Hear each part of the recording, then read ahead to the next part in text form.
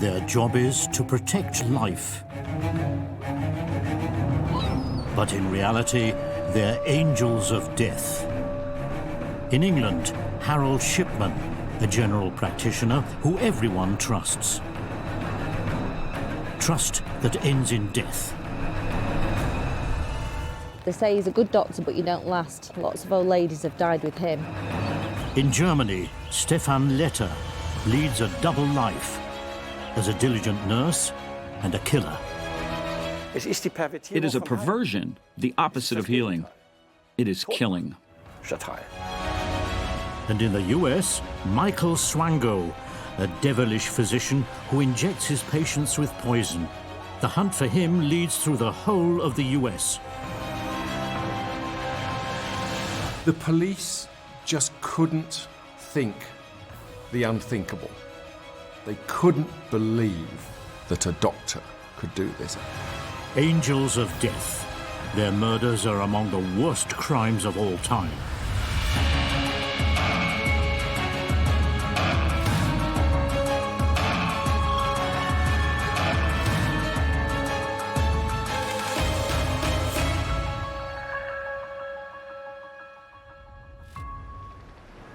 Hyde, a small city in northwestern England. No one yet suspects that one of the worst angels of death is doing his dirty work here. His name, Harold Shipman. He treats over 3,000 patients in his practice. No one suspects that the friendly doctor has one thing in mind above all: killing. When you look at Shipman, you recognize, first of all, he's a doctor. So he's really in the most prime position to have an effect on someone's life, to be in a position to administer drugs that can take someone's life. A case of such proportions that even today, hardly anyone in England talks about it. August the 19th, 1988, Michaela Sitford is a journalist for the Manchester Evening News. She hears about a patient who has bequeathed her entire estate to her family physician. I first heard about Harold Shipman after the Manchester Evening News had a tip-off that Kathleen Grundy's death was being investigated and her body had been exhumed, and that Harold Shipman, her GP, was part of the investigation. So I went into Hyde. Sitford wants to know why police are investigating the Grundy case and goes looking for Shipman. And almost immediately I bumped into two old ladies and they said, "Oh, you mean Dr. Death, dear?" And I said, "Pardon?" And they said, "Well, they say he's a good doctor, but you don't last. Lots of old ladies have died with him." Dr. Shipman cares mostly for old women up until they die. Now, as a GP, as someone who is a doctor who's helping, we often inherently have an added level of trust because we assume this person has chosen this profession to help people. Journalist Michaela Sitford quickly learns police are investigating Dr. Shipman not only in the Grundy case, but also because of the unusually high number of deaths connected with his practice.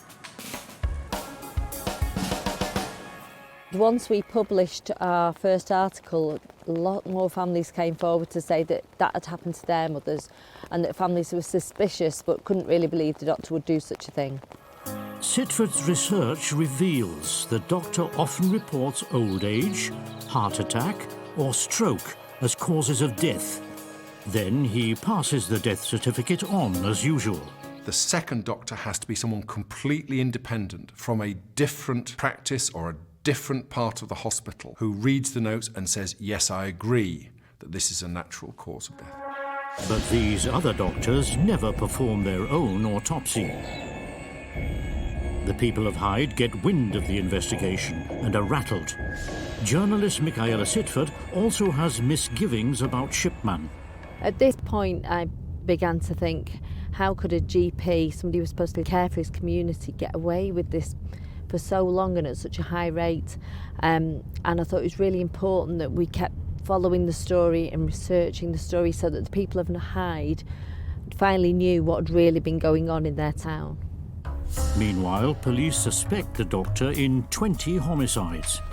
A doctor with over 3,000 patients, who always has a sympathetic ear, even makes house calls. A doctor people treasure. Sitford wants to speak to Dr. Shipman personally and find out what he has to say about all this.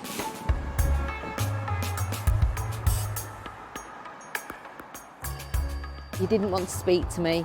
He kind of stared at me very coldly and pushed a piece of paper across the counter towards me with the Medical Defence Union telephone number on it and said, "Ring this number." Shipman says nothing in response to the accusations. You're advised to stand and let you take a photograph and then go away. And I'm sure you've had enough time to take a decent photograph. Is it possible for you just to say... While the doctor simply continues to practice, the police request the exhumation of his dead patients. The law in England about exhumation is quite strict. We don't want bodies being dug up for no good reason.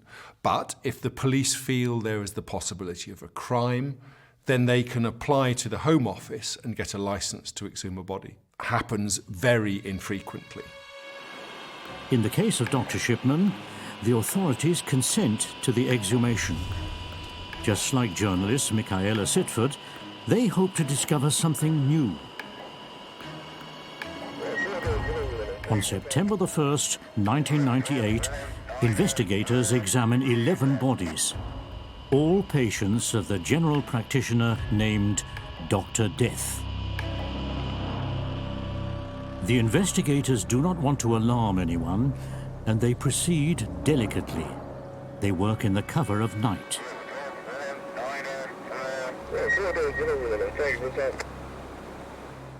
Watching the exhumations was macabre, but it was also very emotional.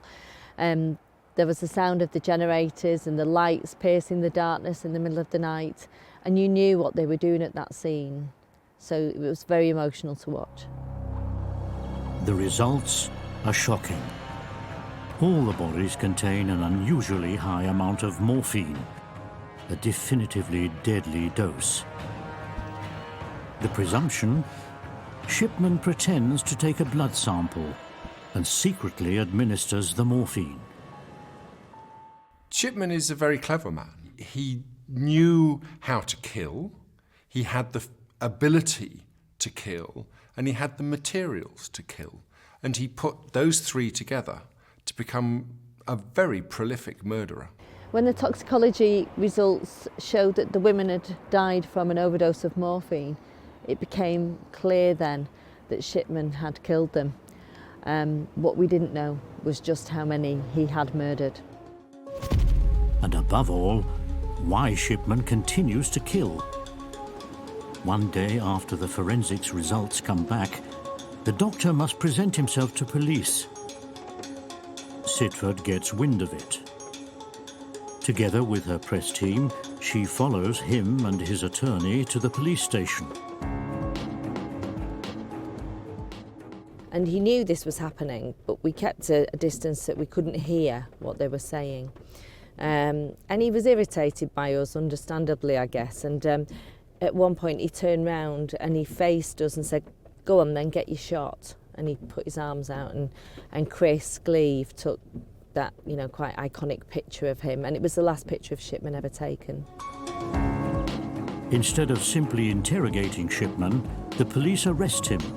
They already have good evidence.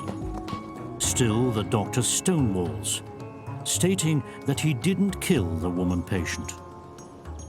I suggest to you that you have injected Mrs. Grundy with a fatal overdose of morphine that brought about her death.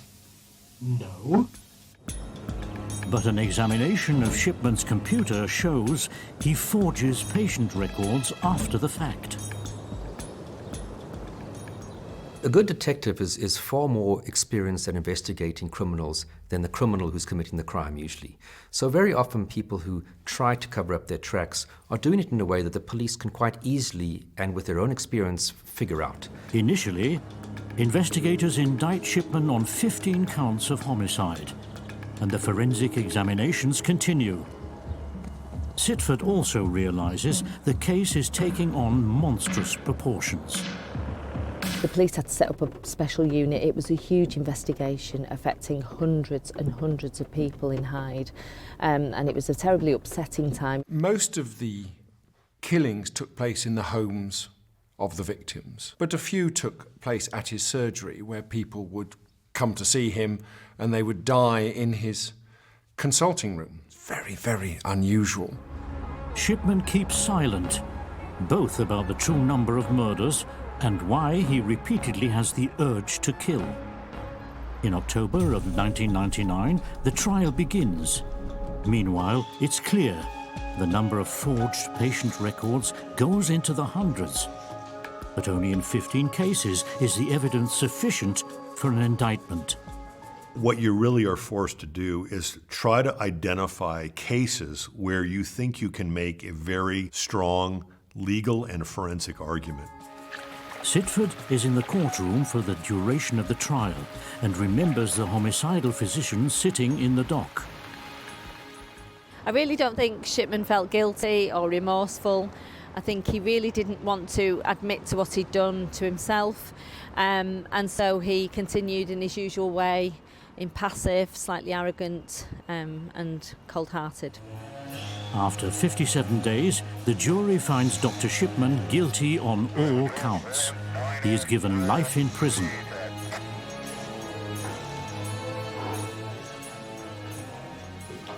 The number of people Harold Shipman killed must always be a guess. It's certainly over 200. The question is it 300 or 400 or 500? Later, one thing becomes clear. It was more than 15.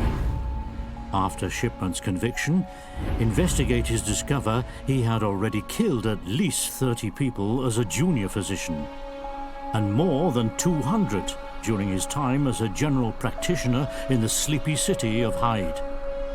On average, one murder every 10 days. If we take into account the number of people that he's believed to have murdered, which is about 250, then he's definitely probably one of the most prolific serial murderers in any country's history. In 2004, the Angel of Death takes his fate into his own hands. Shipman hangs himself in his cell.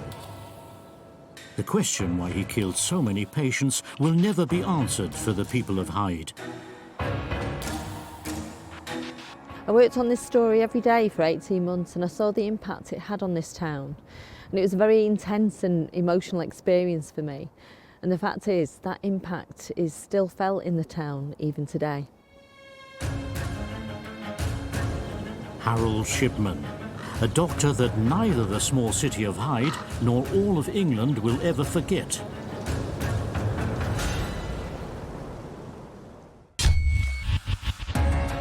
Angels of death, human beings who play God. They desire power over life and death. He said, I'm glad you appear to be unflappable because the whole story is very disturbing. Investigators are on their heels. How do they bring the killers to trial?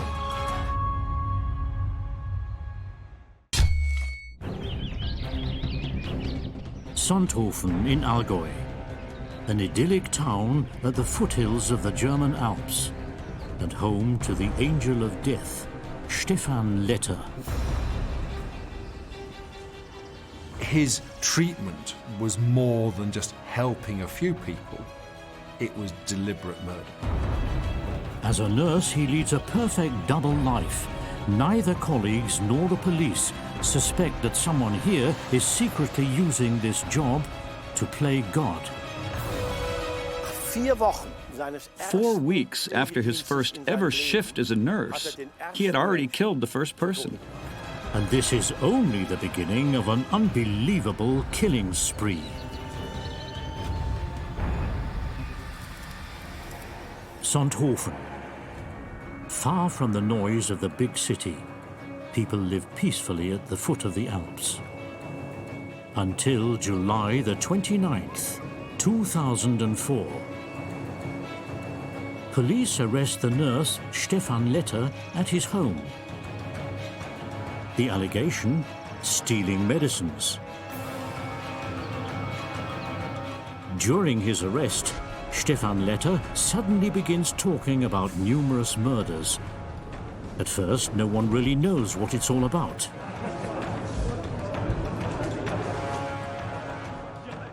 He immediately confesses not only to taking the drugs, but to administering them to a number of patients, and writes out a confession about all of these murders that he committed. So for the police, the investigation is turned upside down. Suddenly you have someone who's confessing, but you then have to go out and prove that actually what he's saying is true, not proving that what he's saying is incorrect. The police don't mention anything publicly. The crime journalist, Matthias Frank, feels that something big is turning up. I began researching right away and found an attorney named in one of these reports who had 2 or 3 joint plaintiffs. I got in touch with him very quickly. Through the attorney, Frank gets access to the hospital records. First, he wants to find out what drugs the nurse stole and what Letter's intentions were. What was on the table? A record of the drug thefts. And you knew they were narcotics and respiratory paralyzers. Drugs that normally would not have been used in those cases. Still, no one notices. The beloved nurse orders the narcotics extremely frequently. Drugs that work like fatal poison in the case of an overdose. The most prolific killers are those who are poisoners. And of course, it's in the healthcare environment, which is the last place you expect anybody to do something of this nature. Frank also discovers for 1.5 years, Letter has only worked the night shift, when no one will disturb him. This is all suspicious. The journalist shares his hunch with police. Then they started to check all the fatalities on his ward during his shift. It turns out that the number of deaths during Letter's shifts is conspicuously high. The time frame you typically see these types of poisoning cases with nurses is on that midnight shift. Why? Because doctors are typically not around. At this point, police block the flow of all information. Frank continues to investigate on his own. He contacts all the victims' families and discovers that many of them have long had doubts about their relatives' deaths. The worst nightmare was the story about the mother who was injected with poison in front of her family. It exceeds the limits of imagination. To know for sure how their relatives died, the families must consent to an exhumation. With Matthias Frank's help, they're finally able to be convinced. Police examine 43 former patients. So you're literally going back and looking at hundreds of individuals who died, both patients of his and patients that were not his, that were assumed to be natural deaths. And indeed, 28 victims show an overdoses of the stolen narcotics. It's clear. The seemingly harmless and friendly nurse is in reality an angel of death. A shocking realization, especially for the families. They wanted to know, did my mother, did my father die like this, or from natural causes? They were all curious, even though it was very difficult, both emotionally and psychologically. Letter himself says his goal was always to help people and to free them from their suffering.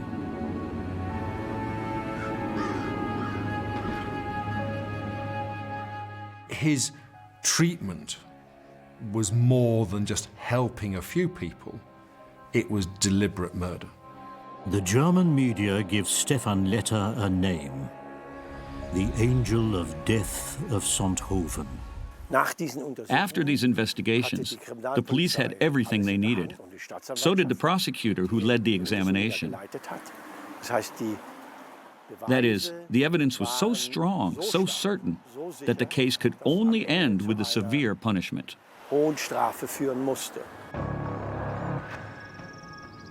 Stefan Letter's double life seems to be over.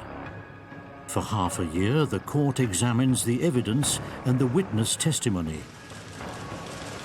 And the Angel of Death confesses again, portrays himself as a savior who acts out of pity. There is no trace of regret or guilt. There are numerous victims that he seemed to kill somewhat at random. They weren't just old people. They weren't just people who were in unstable condition. They weren't just diseased people. And some people were noticeable because they came in for minor treatments and they ended up leaving dead. Matthias Frank is present at the entire trial, together with the victims' families, all the way to the end. Even now, he cannot understand Letter. It is a perversion, the opposite of healing. It is killing. Finally, the verdict.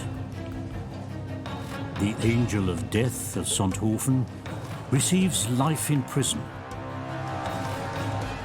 For Matthias Frank, Letter's deeds are still incomprehensible. But he hopes that thanks to his work, the like will never happen again.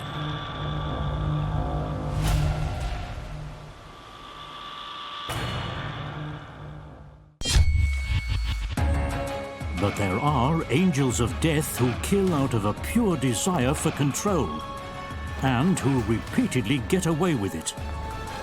He was gone, and we had absolutely no idea where he was. Others live among us for years, and even invoke Jesus Christ. She is a stone-cold killer. She had no remorse for these victims. Angels of death. They're among the worst criminals of all time. The US, 1997. A killer has been roaming the country for 17 years. His trick, forgery, deception, and getting away with it again and again. He is a doctor who killed his patients, but didn't just kill one or two, killed hundreds. What begins in one American state ends with a worldwide search. Michael Swango. Hundreds of FBI agents are committed to hunting this angel of death. When Dr. Swango saw us come into the room, the color drained from his face. And he said, "I'm glad you appear to be unflappable because the whole story is very disturbing." How does one catch a power-hungry killer who always wraps everyone around his finger? Quincy, a cozy little town in the state of Illinois. Here, the world seems a peaceful place.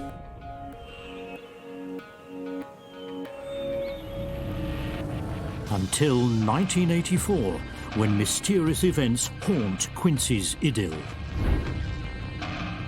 The city hospital calls Detective Billy Meyer for help. It's about a young doctor.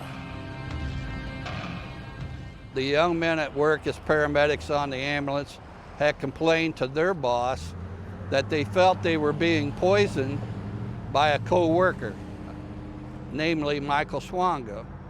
And so the paramedics themselves were the one that actually brought the whole thing to the forefront.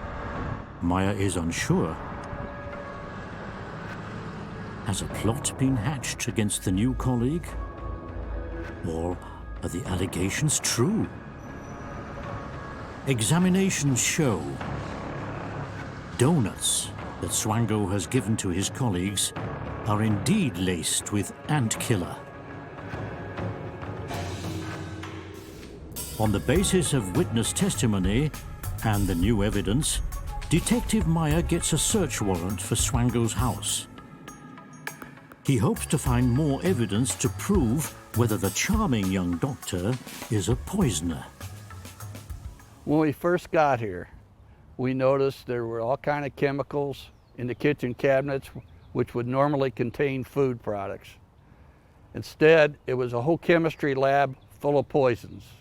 I felt a sense of evil in the apartment. I felt a sense of uneasiness in the apartment.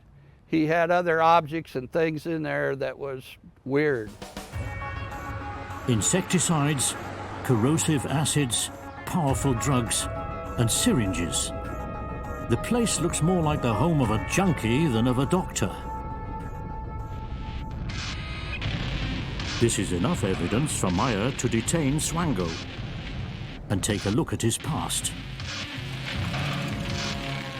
Swango's childhood is marked by a strong interest in pain, poison, death. As a schoolboy, he already talks of becoming a doctor, a wish that will later cost hundreds of people their lives. He's really in the most prime position to have an effect on someone's life. He really enjoyed being in control. And I think the ultimate way to be in control is to decide when somebody has to die. In college and medical school, it's already apparent. The more intimacy Swango establishes with patients, the more who die. His fellow students whisper that he is the doctor with a license to kill. The result? Swango must leave the university. But he simply moves to a new state, gets his medical license, and again, mysterious fatalities pile up around him. In 1984, Swango goes back to Quincy. What we see is a clear facade of a caring doctor, someone who's there to help you. And actually, in the end, what he ended up doing was killing people. But even though Swango has a dark past, the only thing Detective Billy Meyer can prove is that he laced the donuts with ant killer. Swango's punishment? 2 years in prison. The case seems closed. The police just couldn't think the unthinkable. They couldn't believe that a doctor could do this. And that's what stopped their understanding of what was happening. In 1987, barely out of prison, Dr. Swango forges new documents, takes a new name, and begins working again as a specialist in several US states. The number of people he secretly kills with lethal injections in the next 6 years is still unknown at this point.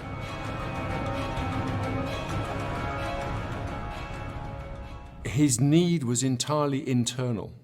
He didn't want to be caught. He didn't want everyone to know, but he wanted the knowledge that he could kill at any time. Girlfriend, job. Swango leads a seemingly normal life. But then his girlfriend frequently gets sick. Her mother believes that Swango is poisoning her and reports the charming doctor to the American Medical Association. The FBI begins an undercover investigation. In 1994, 10 years after the poisonings in Quincy, FBI Special Agent Jim McCarthy takes over the case. What was difficult initially is these were all suspicious deaths. However, they happened in a hospital setting. So there were sick people there. Some of them were bound to die. And all the victims in our case were going to have death certificates and causes of death already established. So it would be difficult to pick out who was actually murdered and overturn those findings that were already on a medical death certificate. In most investigations, when you're looking at homicide cases, you have the victims, you've done each victim's analysis, and then you're working towards identifying an offender. Here, we were in a position to work exactly the opposite way, which is a much more difficult way to work. Hospitals decline to exhume bodies on the basis of speculation. McCarthy searches for more evidence. He goes from hospital to hospital making inquiries. But Swango manages to escape each time. and no one thinks the courteous doctor is dangerous. I think the real problem was getting people to understand what they were seeing and then take the appropriate action. Dr. Swango is an evil genius, and he used his superior intellect to kill people and get away with it. McCarthy is certain that Swango is continuing to work secretly under an assumed name and to kill. But he has not one piece of evidence. Even his FBI colleagues stopped taking him seriously. Now he investigates on his own. Months go by, and then a year. We had tracked him to Georgia, and we had just obtained a warrant for a minor felony of false statements. When we went to have him arrested by our agents in the Atlanta office, he was gone, and we had absolutely no idea where he was. Swango vanishes again. Then Jim McCarthy hears from an employment agency for doctors. The angel of death has applied to work in Zimbabwe. Immediately, the FBI agent and a four-man team take a flight to Africa. A hunt for evidence follows. Evidence whose purpose is to finally put Swango behind bars. We rented 4x4 vehicles or jeeps and went out to the bush to where the hospital was, interviewed the staff at the hospital, gathered evidence from their records. Then the local police assisted us in finding the villages where the bodies of his victims had been taken for burial. And when you finally find the records that indicate Dr. Swango was in a certain area, these clues which turn into evidence now, it's exhilarating actually, it's exhilarating. In Africa, McCarthy finds witnesses who have survived, who testify and also allow bodies to be exhumed. Here, he finally finds the evidence that Swango's patients were poisoned. And investigators find the very same poison in Swango's house. After 17 years, the noose is tightening around Swango's neck. Jim McCarthy is close on his heels. And then Swango leaves the country.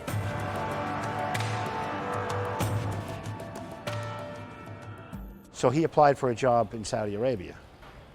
But the catch was he had to come into the United States to get a work visa. He even tried mailing his passport to someone in the United States to get that for him, and they sent it back saying, no, you have to come here. However, when he landed at Chicago, we had put a notice in, a lookout notice, and we were immediately notified. So that led to his immediate arrest. On June the 27th, 1997, airport police arrest Michael Swango. Initially, he receives a 48-month sentence for falsifying documents and fleeing the country. But this doesn't satisfy McCarthy. He wants to get Swango for the murders too. So he requests a personal interview and hopes for a confession. Shortly before Swango's sentence is up, a judge consents to a visit. And the investigator has some serious leverage. His evidence from Africa.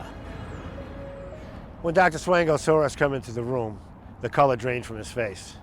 And he said, I knew this was going to happen. I handed him a document. It was a new extradition treaty between the United States and Zimbabwe. And as he started to read it, I said, you're about to be indicted in New York on murder or face the death penalty. He starts to put his hands up and says, I cannot do this anymore. He says, I will make a deal. If you spare me the death penalty, agree not to extradite me to Africa, I will tell you the whole story. And I'm glad you appear to be unflappable because the whole story is very disturbing. Jim McCarthy reckons with a great deal of things, but not with Swango's confession that his victims number over 500. It could even be thousands of patients. The angel of death himself doesn't know the precise death toll anymore. A shock for McCarthy. Ultimately, the evidence is only sufficient in the case of 4 murders. Then, on September the 6th, 2000, the sentence: life in prison. a chapter that finally ends after 17 years of secret killing. Vienna, 1995. She's a dapper lady and a greedy angel of death, Elfriede Blauensteiner. Her pattern, to treat old single men to drug cocktails. The desired side effect? Death. Even experts are shocked. Step by step, she started to kill. She considers herself innocent, a harmless old lady who wouldn't hurt a fly. She is a stone-cold killer. She had no remorse for these victims. A killer who taunts the police and loves the press. I'd never kill anyone. Who is really behind the widow's facade?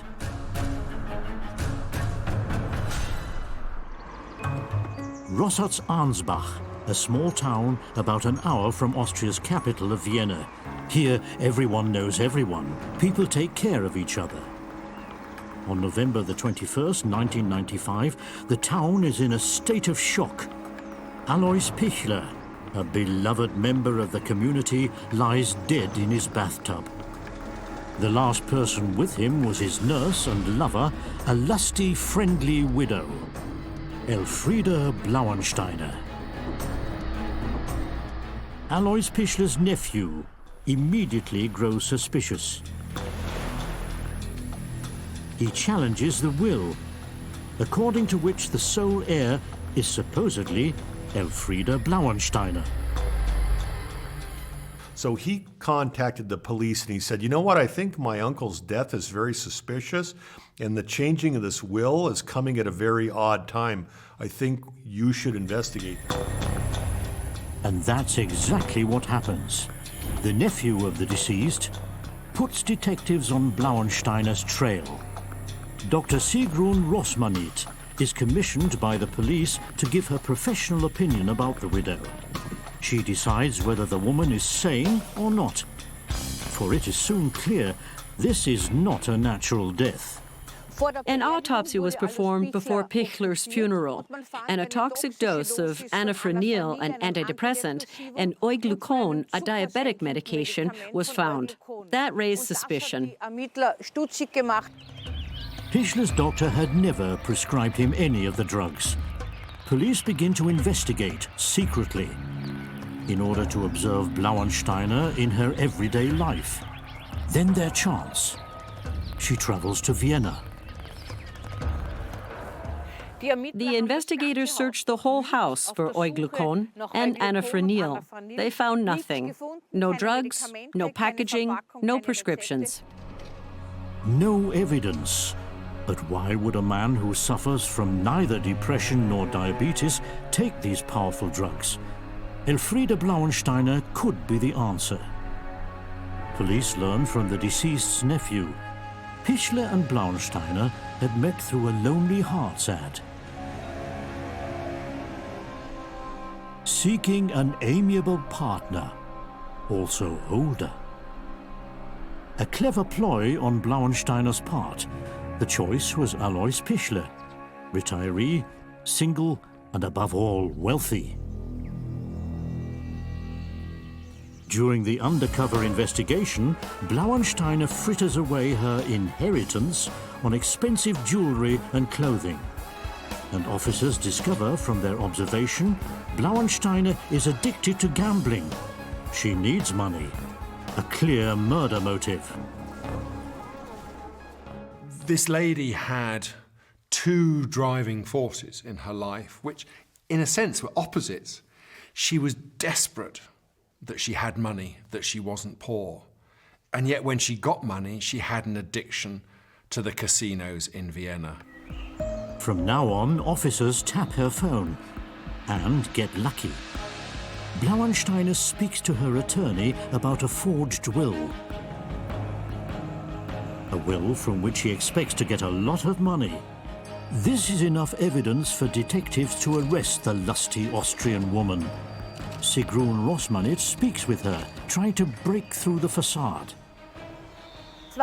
It was a very tricky case.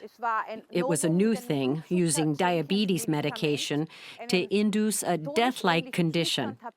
It was poisoning with an unusual poison. And forensic experts establish Pichler died of a heart attack. The evil angel of death must have planned the murders ahead of time. The method that she used was to drug the individual with an antidepressant drug so that they were at least sleepy and probably unconscious. She would also give them the anti-diabetic drug to lower their blood sugar. And then she would cover them in wet, cold cloths and call for emergency help, but they would die soon after arriving at hospital. The interrogation begins. It becomes a game between police and the culprit. Rosmanit and the officers quickly understand how to break the woman. Clearly, she had a very big ego. She thought she was very smart. So you play to that strength. You basically compliment her on, man, you did this so well. You got away with it for so long. I'm really amazed. I don't think anybody else could have done this. How did you do it? The strategy works. Elfriede Blauensteiner is a proud woman, proud even of such deeds. She confesses to murdering Alois Pichler. And it comes out, Pichler is not the first man she met through an advertisement. The case seems to take on proportions no one reckons with. From now on, the press only calls Blauensteiner the Black Widow. She takes the stand right at the beginning of the trial, and then something inconceivable happens. She denies all guilt before the court, revises her confession. I'd never kill anyone. Blauensteiner portrays herself as having helped, liberated the aged Alois Pichler. It's done to help. It's done for kindness. It's not a murder. It's possible that she came to believe her own lies. The accused speaks willingly and at length, but only with the press. I can't help it. But all indications are against you. Indications, my dear. Indications. Here is the incontrovertible evidence. 5 short days after meeting Alois Pichler, the accused already has his checkbook in her possession. Investigators also know Pichler's real will was burned. A new one, favouring Blauensteiner, was forged. The result? About 150,000 euros find their way into the homicidal widow's hands. The sentence? Life in prison. But investigators believe that Blauensteiner might have killed even more people. Not only in Rossatz-Ansbach, in her hometown Vienna, they start looking for evidence for more victims. In Vienna, they discover 2 more mysterious deaths. Former boyfriends of the evil angel of death. And a dead woman, her neighbour, Franziska Köberl. Sigrun Rosmanit is sure the convicted widow is wholly of sound mind. The choice of the neighbour is no coincidence. Blauensteiner noticed that the neighbor had something valuable, checkbooks. So she started taking care of her, nourishing her, feeding her, pepping her up, so that people took notice how well she was doing. And then she started killing her, just like with all her other victims. Rosmanit helps investigators, giving them insight into the Black Widow. The police decide to open the graves and exhume the bodies. And they find the missing evidence. All the bodies contain the same poison as Alois Pichler. Clearly, the Black Widow has been playing foul with men for decades. She never buys the drugs at the same pharmacy.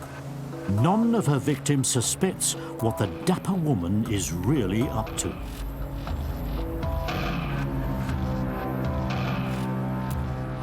But really, this is all for show. This is all theatrics. because she is a stone-cold killer. She had no remorse for these victims.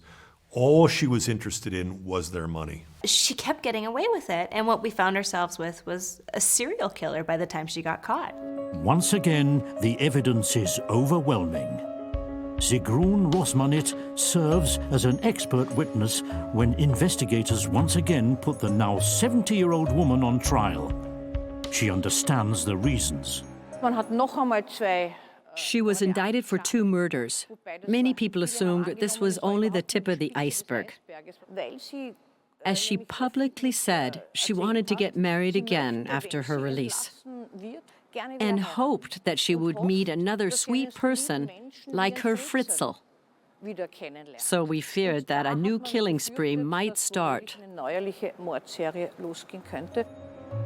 For Rosmanit and investigators, this is an important trial. The last chance to put the Black Widow behind bars forever. Rosmanit has no doubt that they're dealing with an angel of death. It was fascinating to see how she presented herself, what she said, and how she said it, with such conviction. A layman never would have guessed how she tortured her victims, what she did to them. But the judges do see through the facade. They find Blauensteiner guilty and sentence her to life in prison. About 2 years later, Elfriede Blauensteiner dies of a brain tumor in prison at the age of 72. She's buried in Vienna Central Cemetery in an unmarked grave. For Sigrun Rosmanit, it was a strange case. Women rarely kill, and rarer still, old women. But Rosmanit knows everyone has his own style. Women are different from men. When they plan crimes, they are more creative, refined. They speak less about it and act more decisively. And they are more patient. They can wait longer. So could Elfriede Blauensteiner. 4 innocent people die at the Black Widow's hand. After a 6-year investigation, one thing is clear. This angel of death is history forever. For Rosmanit and all of Austria, the case is closed. Angels of death. For years they kill unnoticed and in secret, driven by lust for power, sympathy and greed. But in the end, they all pay for it. 2 are serving life sentences, and 2 are forevermore history. In a world that seems entirely normal, they are among us. Serial killers. In the US, Richard Ramirez, a young night owl. Anything but harmless. For the first time, I was concerned for my family at home. In Ukraine, Anatoly Onoprienko. Voices supposedly order him to wipe out whole families.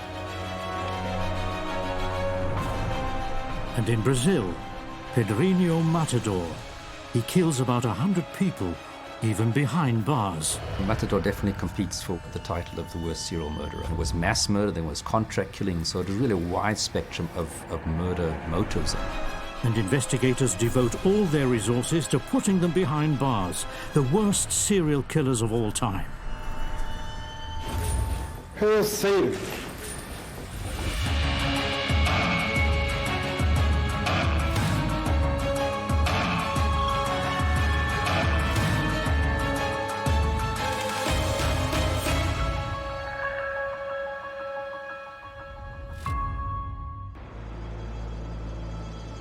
Rostov-on-Don, a Russian metropolis of millions, a working-class city, and the setting for the biggest killing spree in the history of the Soviet Union. It all begins in 1978. Andrei Chikatilo, at first sight a harmless family man, begins to kill at the age of 42. Serial killers tend to be younger. They tend to be physically strong. Chikatilo was neither young nor strong. His first victim is named Elena. She has just turned 9. Chikatilo discovers a girl at a bus stop and lures her away. He takes her to his second home, an isolated dacha. For investigator Amurhan Endiev, the child's abduction is the beginning of the toughest and most brutal case of his career. He met her here, lied that he wanted to show her a kitten, and then took her. Thus begins at the end of 1978 an unprecedented hunt for one of the worst serial killers ever. It will cost Endiev 14 years of his life. In the dacha, Chikatilo pounces on his first victim. He tears young Elena's clothes off, intending to rape her. In the isolated cabin, no one catches wind of the brutal murder. Nobody knew Chikatilo lived here. Not his friends, not his wife, no one. He came quietly and disappeared again unnoticed. Everything was secret. When we learned of the murder, we were shocked. No one thought something like that could happen here. Chikatilo doesn't actually mean to kill the girl, but the rape doesn't go as planned. Chikatilo is not sufficiently aroused.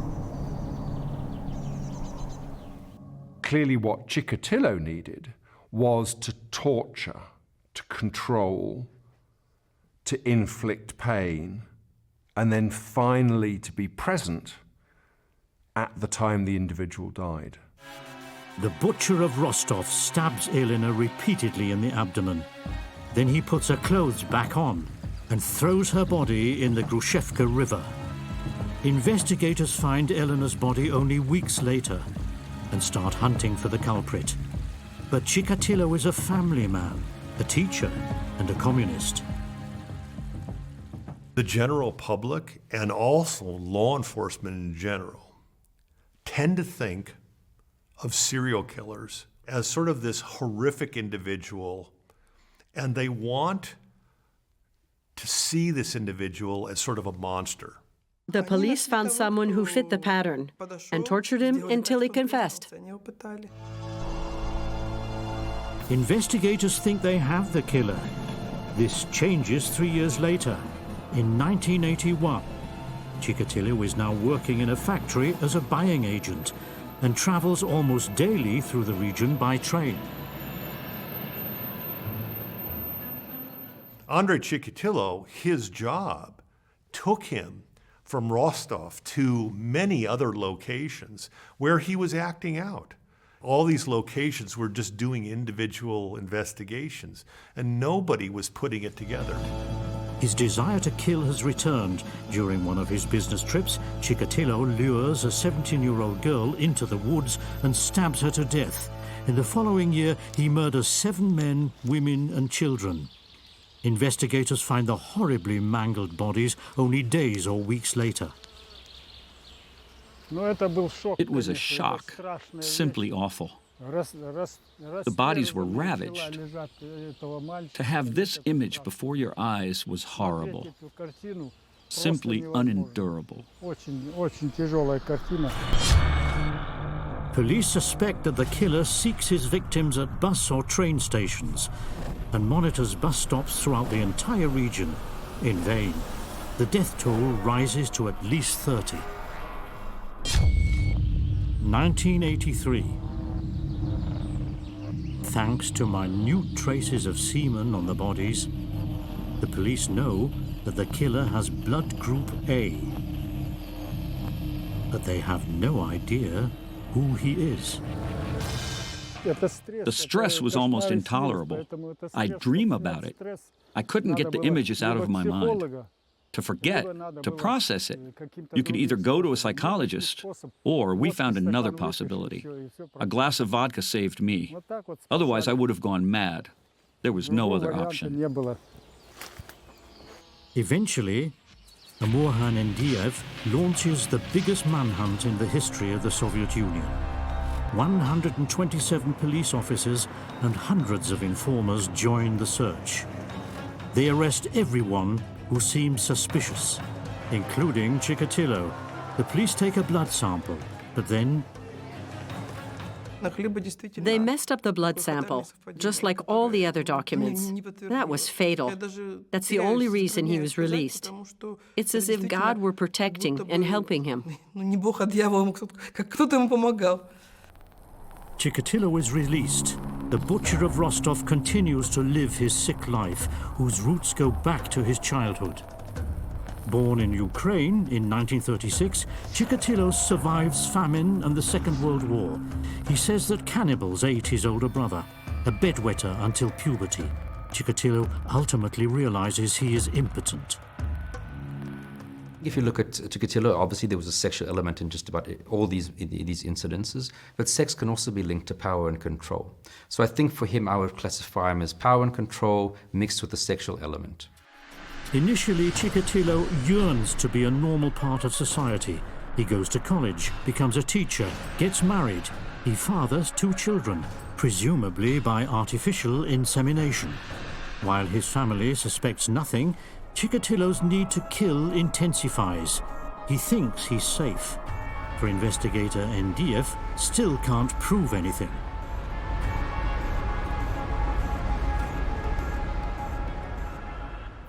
It's frustrating in these investigations. Sometimes we think, oh my gosh, this guy has been contacted, talked to by law enforcement 3 or 4 times. But the reality is that what we're looking for is hard evidence. And they had no evidence. Today there is digital data, surveillance cameras at every train station. But those things didn't exist back then. It sounds incredible.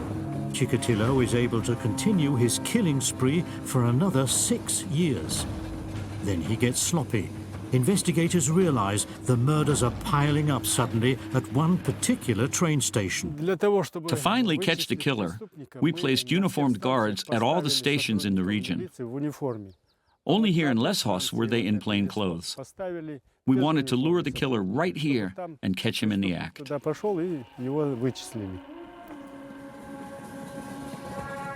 Can this strategy finally run down the butcher? The police officers wait for days on end, hoping that the brutal killer will show up. Autumn of 1990. After Chikatilo has eluded them for 12 long years and killed 52 people, success suddenly seems to be at hand. A man came out of the woods and ran straight into the plainclothes police. He looked suspicious, with scratches on his face and bloodstains. The officer checked his papers and reported it.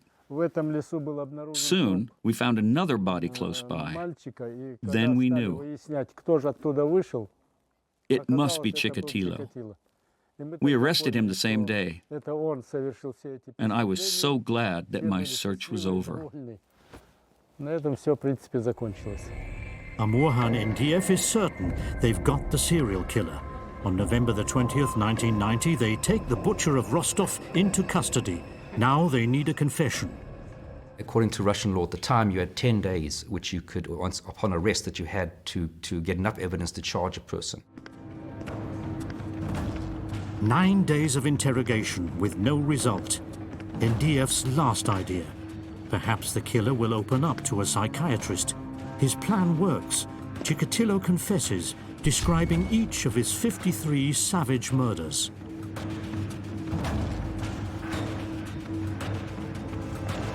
But when the trial begins, Chikatilo acts like a madman. His plan? To be declared of unsound mind and thus avoid the death penalty. A shock for the families concerned.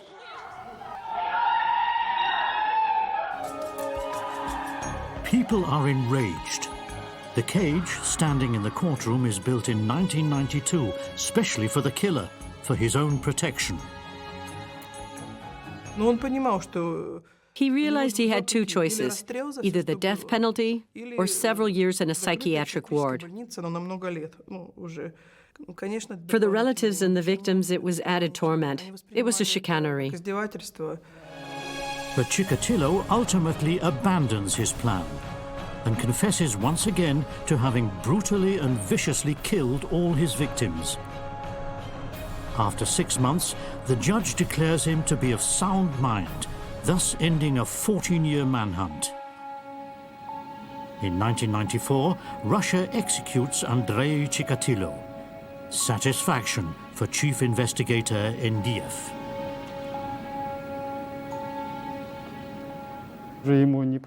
Such crimes cannot be forgiven. No one forgave him.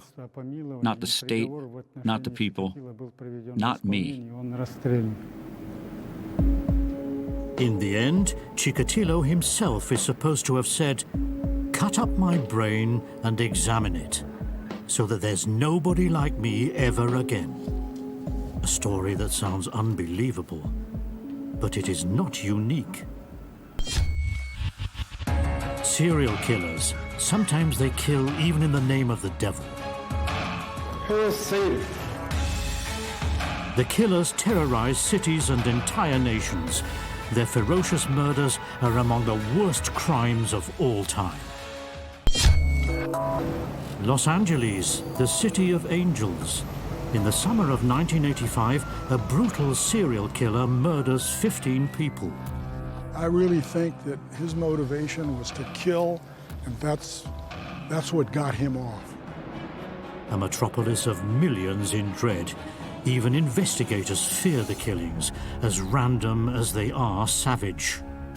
For the first time, I was concerned for my family at home. The press names the killer Night Stalker.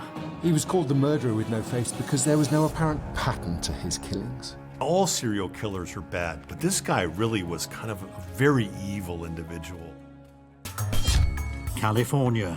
In the spring of 1985, a murderously hot summer is around the corner. More and more people leave their windows open at night to get some fresh air. Easy targets for a serial killer. His name, Richard Ramirez. He was sort of a multi-dimensional guy. He could use a gun, he could use a blunt force instrument like a hammer, he could use a knife, he could strangle. The killing spree begins in Rosemead, a small city in Los Angeles County, with a population of about 50,000. Detective Frank Salerno en route to the crime scene. Entering above the garage, the Night Stalker breaks into a randomly chosen house, shoots 22-year-old student Marina Hernandez, and then moves on to the bedroom. He confronts Miss Hernandez's roommate, Dale Okazaki, and just puts the gun up and shoots her once in the head and kills her. The perpetrator leaves the valuables behind. Nothing was stolen. He just exited the front door and left. So there was really no sense to it. The sexual assaults were secondary, but I really think that his motivation was to kill, and that's what got him off. But investigators have a first lead. Marina Hernandez survives and describes her attacker, a young, dark-haired man. Only 1 hour after the first killing, Ramirez strikes again on the freeway. It's quite likely, it seems to me, that there was an attempt at the original killing and the second one happened by mistake. He'd lost a bit of control and the second killing was the result of that. Near Monterey Park, Ramirez stops the car of 30-year-old Tsai Lian Yu and shoots her. 2 killings in one night. The police soon discover the bullet casings come from the same weapon. So within a couple of days, we were aware that these 2 cases were connected. But I still don't think anybody believed that this was going to start a series of 13 or 14, 15 murders. Investigators do not yet understand Ramirez's motivation. The killer always follows a specific routine. He takes drugs, watches pornography, and goes to prostitutes.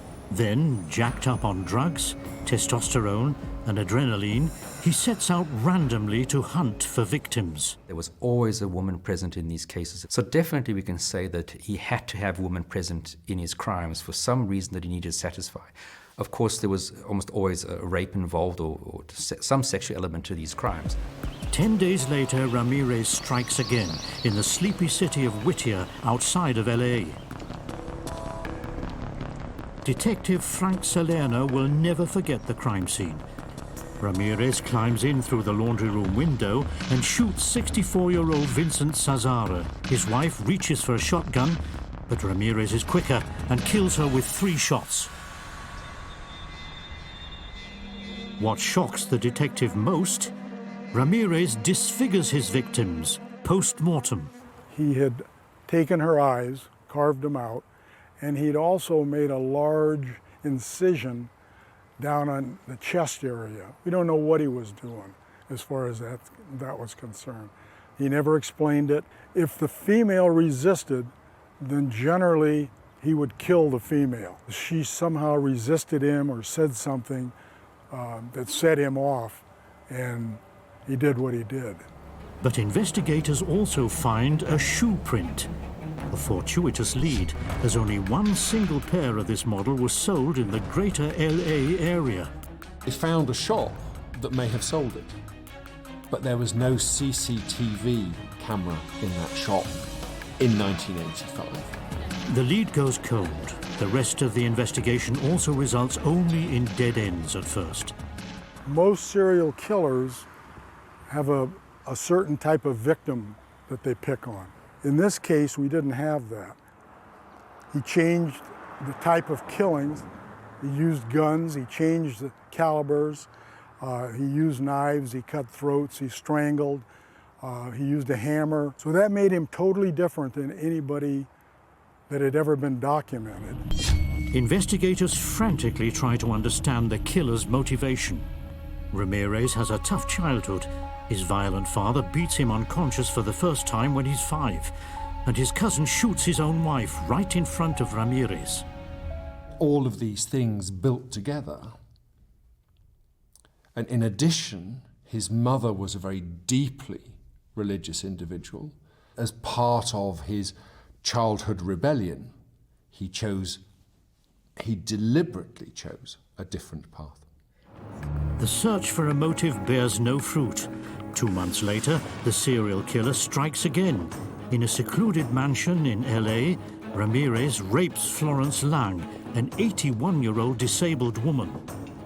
He subjects her 33-year-old sister, Mabel Bell, to electroshock and beats her to death with a hammer. Detective Salerno is tormented by his failure to catch the killer by this point in time. You wonder how one individual can do this to another human being with no feelings. You don't try to dwell on that because it's something you can't dwell on. You have to put that in the back of your mind and continue to look at the evidence and see where you're going to go in an attempt to catch this individual before he commits another crime. This time, investigators find a pentagram at the crime scene, scrawled on the wall with lipstick. Usually, in all fairness to Satanism, going around killing people isn't really usually part of satanic religious practices.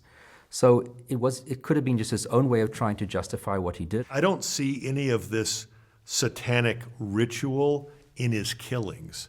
I see brutality. I see a sadistic aspect to his crimes. I see torture.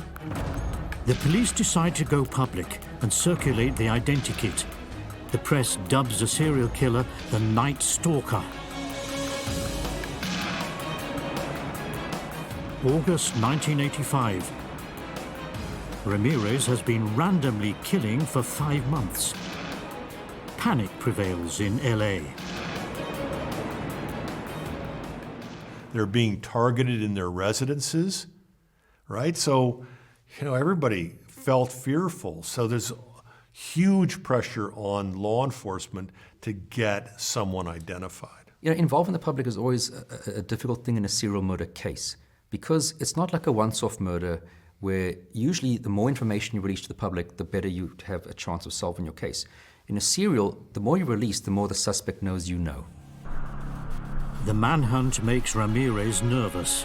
After at least a dozen murders in and around LA, the serial killer leaves his hunting ground and shifts his location to San Francisco. There too, he leaves behind satanic symbols, Frank Salerno hears of this. He travels immediately to the crime scene and shares what he knows with the local police. A mistake. The mayor holds a press conference without consulting him. And it's a very serious situation. There's a $10,000 reward for any information. When speaking, she reveals sensitive details of the investigation about the gun, the shoe print, and much more. The Night Stalker subsequently destroys all the evidence. A disaster.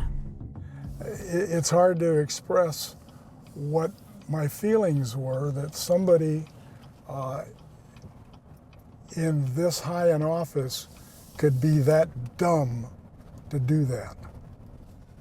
If somebody tells facts out of turn, that's potentially a disaster. It will warn the individual, or it may ruin a trial. Meanwhile, the manhunt proceeds at full intensity along the entire west coast of America. Investigators hope someone will recognize Ramirez, and indeed, a teenager reports a suspicious automobile. Officers secure a fingerprint. Fingerprint analysis had been part of police investigation since the turn of the century. Any forensic evidence is going to take you one step further, and often it is that very little piece of evidence that is the one little thing that causes a massive breakthrough. Investigators catch a break. There's an old file on Ramirez for auto theft. The Night Stalker finally has a name and a face.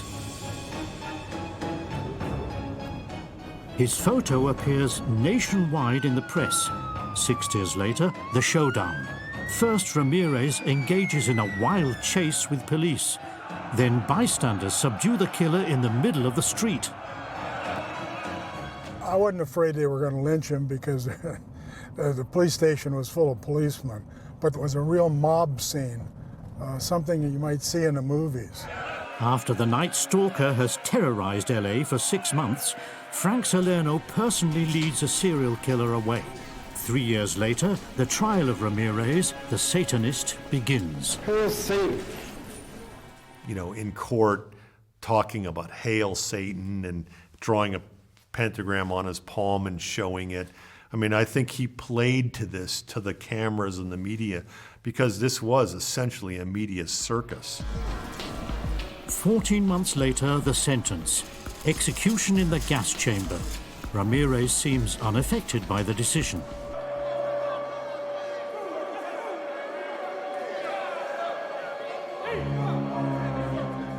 The streets of LA are safe again. But the killings in the summer of 1985 still haunt Detective Frank Salerno.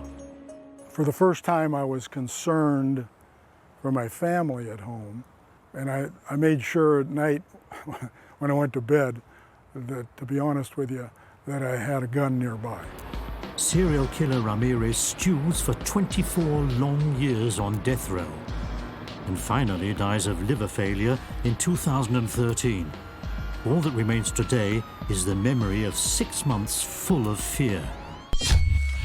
But there are also killers who commit murder for decades. On the day we planned to arrest Pedrino, our whole team was afraid. Nobody knew what would happen. They kill savagely. Their serial murders are among the worst crimes of all time. To commit such crimes, you have to have a right. But I can't prove who gave me the right. Maybe God gave me the right. Brazil. In and around Sao Paulo, a serial killer is active for decades, killing at least 71 people, and likely even more than 100. His name is Pedro Rodriguez Filho, called Pedrino Matador. Notorious, ruthless, unpredictable. We were full of adrenaline and hoped we would catch him and finally arrest him. Whether in his youth or as an adult, out in the countryside or even in jail, no one seems to be able to stop the killer. When somebody kills in prison, you're helpless as a police officer. You have no chance. how do the police stop a killer who even strikes behind bars? It all begins in 1954. Pedrino Matador is born in Santa Rita do Sapucaia. Violence is part of everyday life on his parents' farm. His father regularly beats him unconscious. Pedrino's understanding of what was right and wrong, what was normal and abnormal, were very distorted, and problems were resolved in his home by violence. Pedrino himself first becomes violent at 13.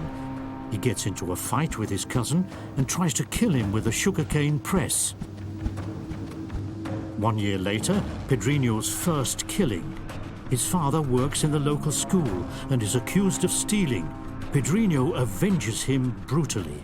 Killing a vice mayor in the city in which he lives because this guy fired his father.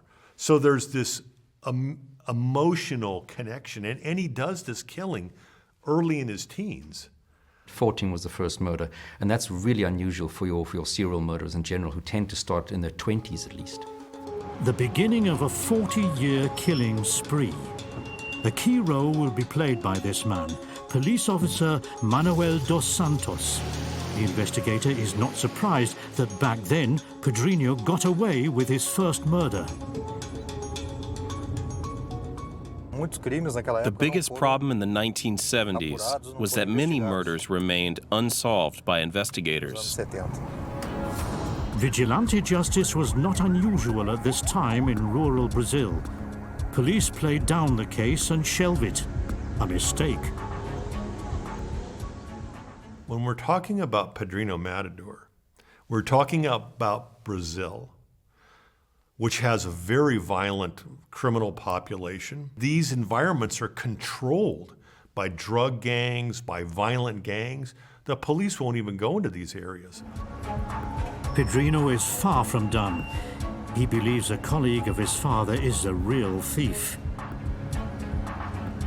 He finds him and kills him. When police arrive at the scene, they begin to suspect the two murders could be connected.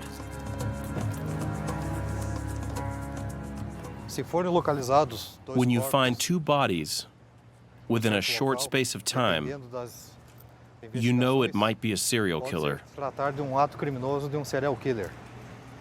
Investigators hunt frantically for the killer, but Pedrino flees unnoticed in the direction of Sao Paulo, more precisely to Mogi das Cruzes, a city of 500,000 people, and continues killing. There are people who, once they have experienced killing, who don't have any remorse, who don't feel upset or distressed, they in fact feel as though a good thing has happened. It's using what he would see as a life skill, an advantage. The police lose Pedrino's trail. In the small city of Mogi das Cruzes, the serial killer starts a new life. Soon, murders in the region start piling up, but police are powerless, for Pedrino, just turned 14, has meanwhile found powerful protectors.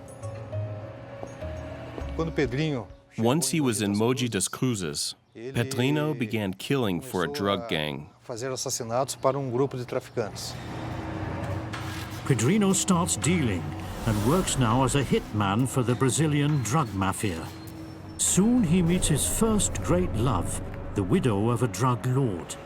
But their happiness is short-lived. She is killed in a street fight. The killer seeks revenge, slaying his lover's murderers during a wedding. He had this sort of code that said, no children, no women. No, they're the innocents, right? Everybody else is fair game. I'm sure it was a deliberate decision not to kill women and not to kill children, was driven by his belief in the South American machismo. These are people to be cherished and to be looked after, not to be killed. It is the man that you fight as a man, and that is what I'm sure drove him to make those decisions. Pedrino once again attracts the attention of investigators, and they get lucky. The father of the killer's new girlfriend betrays him to police. In 1973, Pedrino was 18 and got arrested for the first time. And so began a series of killings inside prison. Investigators have the killer, but what they don't reckon with, whether for snoring or eating noisily, Pedrino keeps killing in prison, and for the most trivial reasons. Then he encounters his father in prison. He's doing time for murdering Pedrino's mother. The killer takes savage revenge. He killed his father because his father had broken his particular rule about not hurting women and children. His father's life was to be taken away in revenge. He kills him, he cuts him open, he takes his heart out. There's some real symbology here for this, where now I essentially own you, right? He's reported to eat a part of his father's heart, right? It's like, I'm consuming you, you'll always be with me, but I'm always the one in control. For investigators, all this is a punch in the gut. They've caught the killer. If only they could be able to stop him.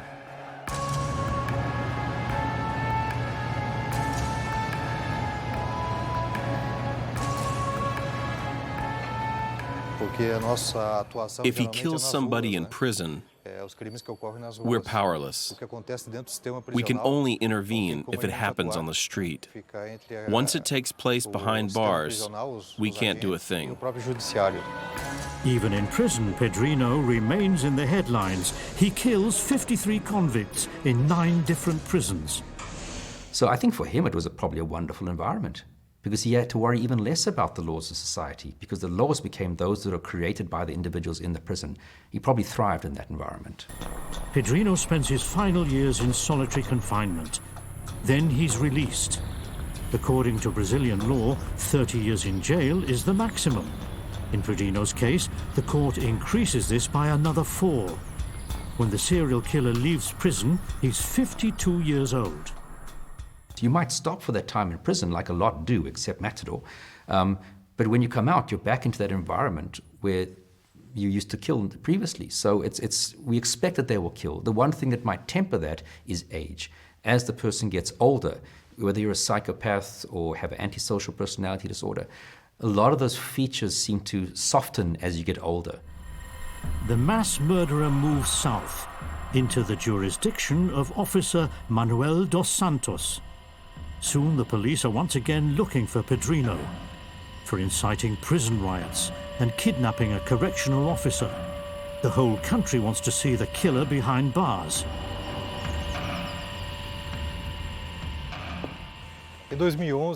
In 2011, residents of the district of Macacos contacted us, saying they thought they'd seen Pedrino. But we could hardly believe this information.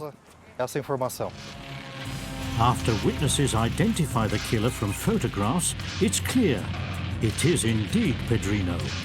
Officer Dos Santos organizes a special task force, the best men available. Nevertheless, they all assume they might die. On the day we planned to arrest Pedrino Matador, we were scared. All of us. We could not help it, because we just did not know what would happen. Dos Santos and his fellow officers storm the house, and the armed serial killer gives up without resistance. Serial killers will seldom resist when they're caught. Pedrino was quite proud of what he had done.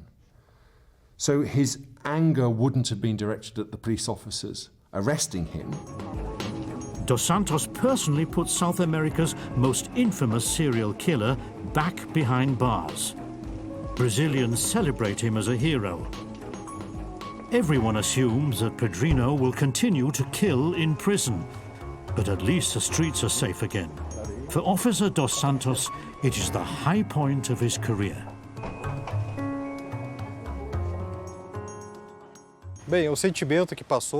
When I realized that we finally had him, I felt like I'd scored a major goal in the final match of the World Cup. It felt that great. Incredible. Back behind bars, Pedrino Matador commits no more murders. 5 years later, he is again released, and since 2016 has been living an unobtrusive life somewhere in Brazil. Others, however, are never able to stop killing. Ukraine, the mid-1990s, 52 dead, women, children, even entire families. The Terminator, a ferocious serial killer, terrorizes the country. We knew we had to get him, but we didn't have any clues. The killer murders in the form of a cross, using Ukraine as his canvas. It was symbolic that he killed in the pattern of a cross. His horrific plan: to terminate 365 human lives. Bratkovichi, a village of 3,000 people in western Ukraine. Here, in 1995, the Terminator executes an entire family. Chief investigator Fyodor Navok is the first at the crime scene. I was used to going to such places, even murder scenes, and obviously it was never easy. Every murder affects us. People die. You always carry it with you. But here, there were 4 murders at once. This kind of thing doesn't happen here. We never would have expected anything like it, and had no idea what was still to come. In the house, Navok finds the Khrushchev family, a couple with 2 children, brutally murdered. The killer sets fire to the victims and torches the crime scene, destroying all clues, except one. After the murders in the house, we found a 5th body here. I suspected these cases must be connected, as the person under the bus died shortly after the killings in the house. But further investigations lead to naught. Navok suspects these are not standard homicides. His aim with his murders was to kill the family. That was the primary aim. But he was also sufficiently aware that if there was a witness or a bystander who could give evidence to the police, they too needed to die. 5 days later, the killing spree continues. First in the north of the country. 2 people lie dead at the roadside. 1 day later, 3 dead, this time in eastern Ukraine. Typically, when we categorize killers who kill multiple victims, they're generally serial killers, or we have mass murderers. But Onoprienko is a bit different. I would say that when we look at his crimes, they are mass murders, but he's sort of a repeat mass murderer. The Terminator travels across the entire country. Investigators cannot imagine that this is the work of a single killer. Then, only 4 weeks later, another killing takes place in Bratkovichi, the scene of the first crime. Till then, I didn't think we were dealing with a serial killer. But from that point on, we had only one goal: to catch the killer as soon as possible and prevent any further murders. The Terminator frustrates Navok's team of investigators. His pattern is complicated. No one understands it. Meanwhile, the police believe they are dealing with a gang of killers. The way he killed, torching the homes of his victims, typical in the 90s.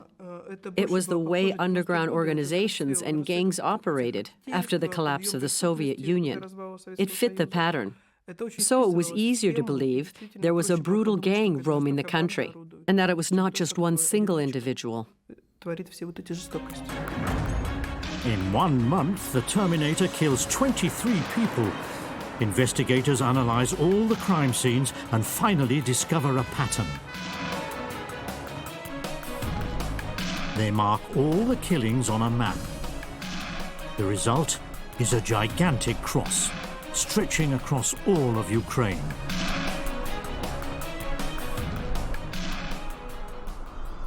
Now investigators know Onoprienko's pattern, but the question persists, why? Anatoly Onoprienko was born in 1959. His mother dies when he's 4 years old. His father abandons the family. The young boy lands in an orphanage. Socialization in the orphanage was effected via punishment, warnings, locking up, cruelty, even physical violence. The older children's job was to beat up the younger ones, and the teachers told them who deserved it. In college, in the Navy, nowhere does Onoprienko find a new home. Then a voice supposedly speaks to him. To commit such crimes, you have to have a right. But I can't prove who gave me the right. Maybe God gave me the right. How can I prove it when, for example, there are 6 billion people on Earth, and those who have seen God, they can't prove it, but maybe I've seen God. Maybe I received a concrete task from him, but I can't prove it. Since 1995, Onoprienko claims a higher being ordered him to kill 365 people. Onoprienko is saying, I'm hearing voices that are telling me to kill, which suggests mental health problems, yet he's cognitive enough to try to destroy evidence, select locations where he's not going to be discovered, and to actually create a particular type of pattern. So, I don't know, we might say crazy like a fox. The killing spree takes its course. In only 4 months, the serial killer murders as many men, women, and children as possible. The Ukrainian people are terrified and give Onoprienko a name, Terminator. The police can do nothing but search all over Ukraine at the same time. We did what we could, checked all previously convicted criminals, everyone that seemed suspicious. We turned the entire area upside down. Very, very, very many people were investigated. To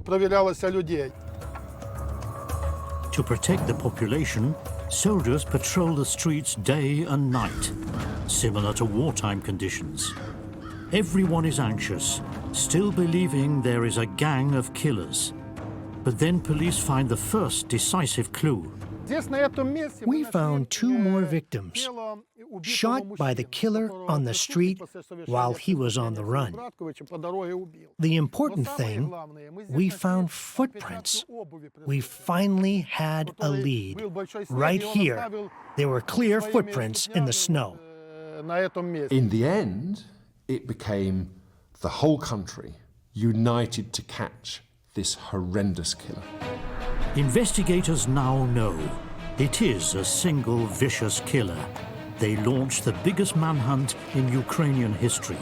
2,000 police officers and 3,000 soldiers combed the entire country. The police also deploy plainclothes spies. There are countless rumors about what happens next. Informers tracking the killer down. Neighbors reporting suspicious activity. Relatives blowing the whistle. One thing is certain, the police are on the killer's heels. I'm not allowed to give any details, as how we discovered that he lived here is classified police information. We had possibilities, but the main thing is, we found him.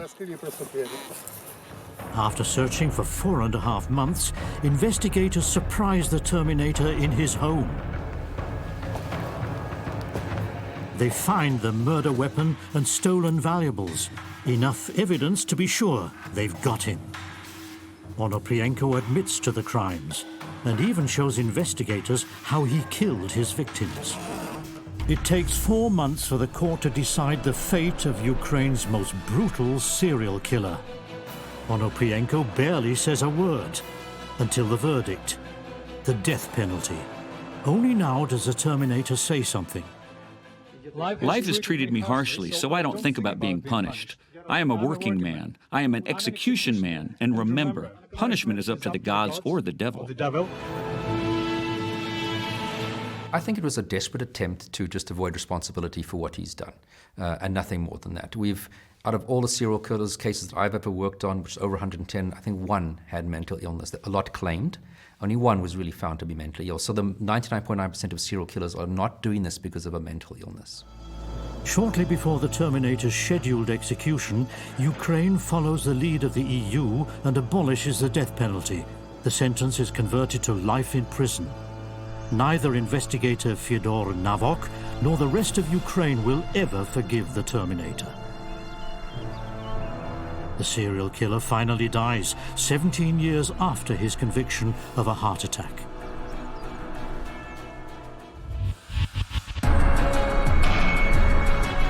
The worst serial killers of all time. All were caught and convicted, but only the Butcher of Rostov is executed. The Night Stalker and the Terminator die of natural causes before they can be executed. And Pedrino Matador is living free again today. They're unpredictable, without conscience, and willing to shoot innocent people. Rampage killers. In the US, the drama at Columbine High School. Eric Harris and Dylan Klebold stage a massacre that will change their country forever. They wanted to be known around the world as the biggest spree killers ever. In Switzerland, a man takes bloody revenge against the state. Cold as ice, Friedrich Leibacher storms the Parliament building and begins shooting indiscriminately. It smelled like bullets, gunpowder, blood. And on the Norwegian island of Utøya, a summer camp ends fatally for 77 people because Anders Breivik wants to make a political statement. This is the worst I've seen in my 20 years as a police officer. Their massacres are among the worst crimes in history, and it could happen again any time.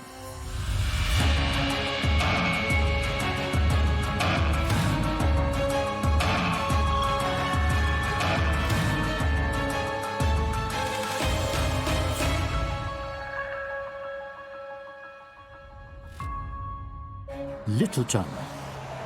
The community south of Denver is considered a model suburb. This idyllic town becomes a place of refuge for the white majority fleeing the crime of the big city. A supposedly safe place. But on April the 20th, 1999, everything changes. FBI supervisor John Epke remembers the day perfectly. Somebody in the school had made a phone call to the sheriff's office saying a shooting was taking place at the high school. So we got the SWAT team together. In the meantime, we were monitoring what was going on at Columbine High School and trying to determine which type of an investigation we should open. Epke does not yet know what happened there on this ordinary Tuesday at 10 minutes past 11 a.m. Two teenage boys step out onto the school parking lot with their gym bags. The contents: 2 9-kilogram propane tank bombs. They leave the bags undetected in the cafeteria, but nothing happens. The bombs do not go off. So they go back to their cars and get their guns. The perfidious plan to kill as many people as possible. Their real intention was to get the biggest numbers, to be known, to be famous throughout the world. They were trying to create a warlike situation, a total chaos. Even before they re-enter the school, they shoot at 2 innocent students. An emergency call goes out immediately to John Epke and all law enforcement in the area. Within 10 minutes, the Jefferson County Police, the FBI, and Epke's SWAT team all converge on the school.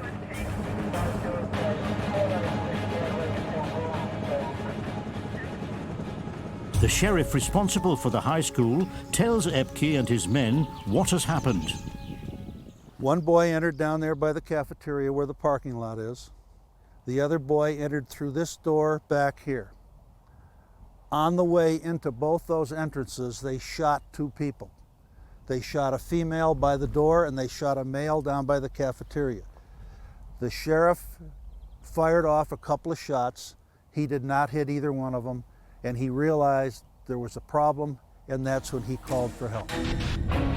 But as law enforcement is arriving, Eric and Dylan are already entering the cafeteria fully armed.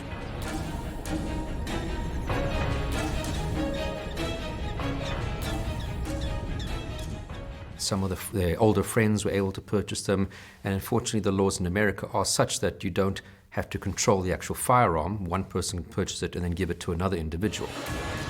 What happens in the cafeteria over the next 60 minutes shocks all of America. Eric Harris and Dylan Klebold fire indiscriminately at everyone who crosses their path. Shots and desperate screaming can be heard by the officers in front of the school, but they still don't know exactly what is going on inside. So the atmosphere around the school was panic. The kids did not know what was going on. They were hiding under desks. They were hiding behind doors. They were locking themselves in cabinets, in other rooms. The SWAT teams arrived from various towns in the area and basically assisted the kids that they could getting out of the school and putting them in a safe place in the park next door. The officers check all the students. They suspect the rampage killers might be among them, but the boys already have a new target. The library. It's 11:29 when the killer duo turn it too into a bloodbath. They shoot 11 teenagers and one teacher brutally in the head. Outside, everyone is at a loss.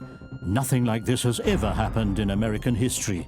For this kind of scenario, there is no protocol.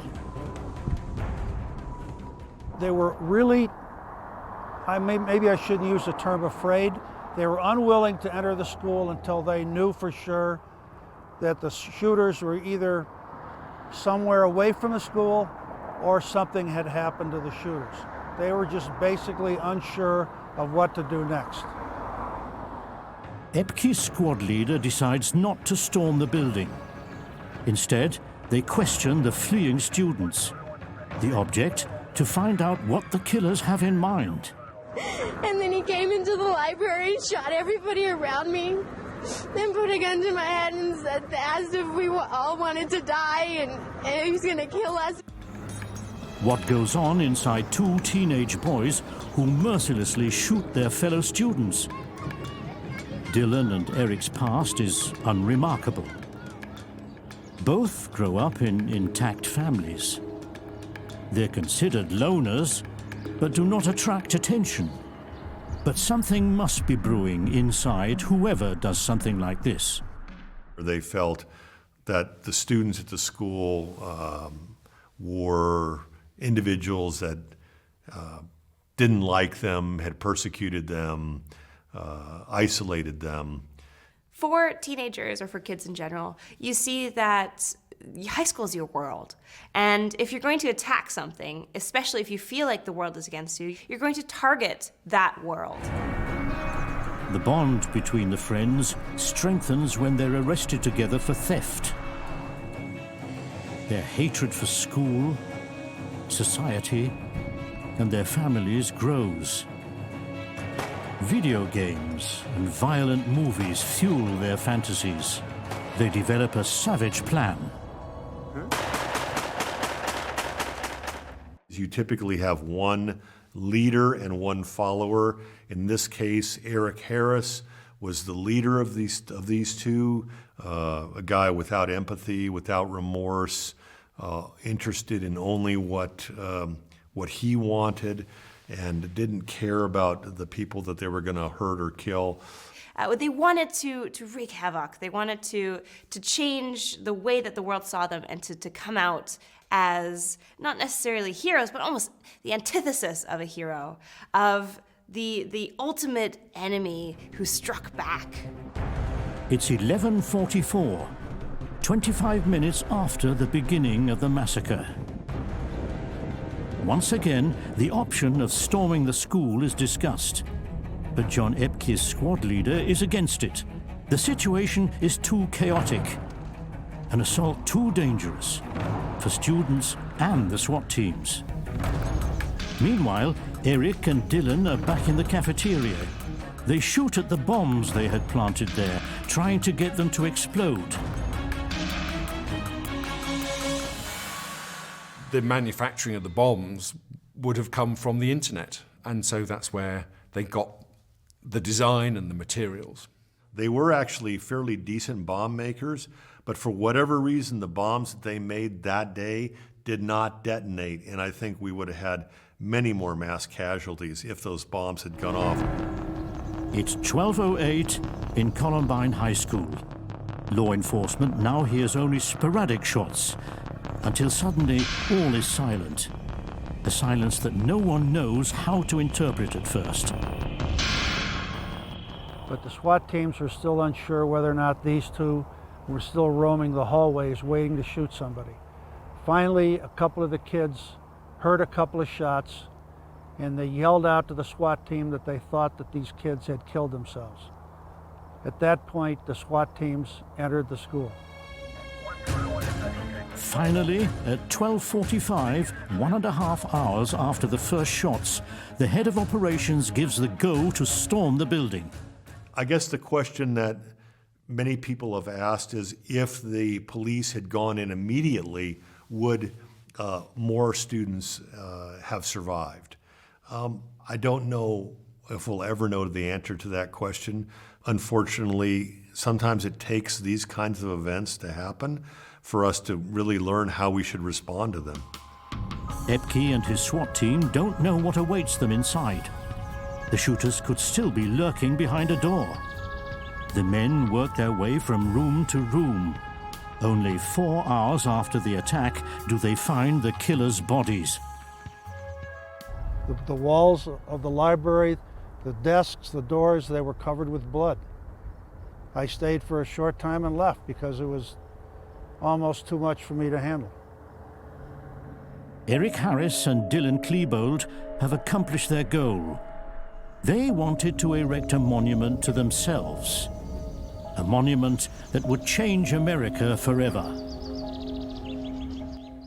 We also have to take this moment once again to hammer home to all the children of America that violence is wrong. FBI Supervisor John Epke often recalls the day of the massacre, a day he will never forget. It was the biggest tragedy that I have ever witnessed in my life. I hope it never happens again. After the Columbine massacre, the government increases security at American schools, and SWAT teams change their plan of action for school shootings. But none of this can undo what happened at Columbine. Rampage killers fear nothing. He said, "Now begins hell on earth." It's about hatred, frustration, revenge. They have one goal, and kill for it. Zug, a small town in the foothills of the Swiss Alps, an idyll. It takes only 2 minutes and 34 seconds to destroy this idyll. It smelled like explosives, bullets, gunpowder. It smelled like blood. Friedrich Leibacher carries out the biggest mass murder in the history of Switzerland, with 91 shots. He was narcissistic, he had obsessive thoughts, he was paranoid. I would describe him as profoundly evil. The Zug massacre. What causes a man to storm the Parliament building and shoot 14 innocent people dead? A small town in central Switzerland, 25 kilometers south of Zurich. Zug. One building above all plays a central role in the city. The Parliament, centre of the canton, site of political and civic decision-making, and setting of the worst massacre in Switzerland. September the 27th, 2001, 10:33 a.m. An emergency call alarms the police greatly. A bombing in the government building and a shooting that leaves people wounded and dead. Law enforcement personnel are on site within minutes. I think, it must have been a scene of chaos. The police arrive at the scene. Switzerland is not known for violent deaths, let alone mass murders. You have injured people who are obviously in pain and suffering and screaming out. You have dead victims. Gerhard Spengeler, Chief of Forensics, arrives at the Parliament building at 10:55, 19 minutes after the emergency call.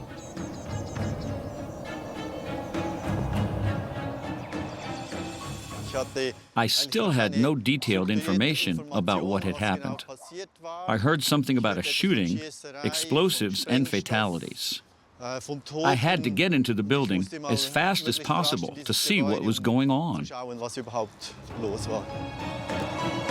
The central staircase leads from the entrance to the second floor, to the scene of the crime. The hearing room of the Zug Parliament. Spengeler gets an initial overview.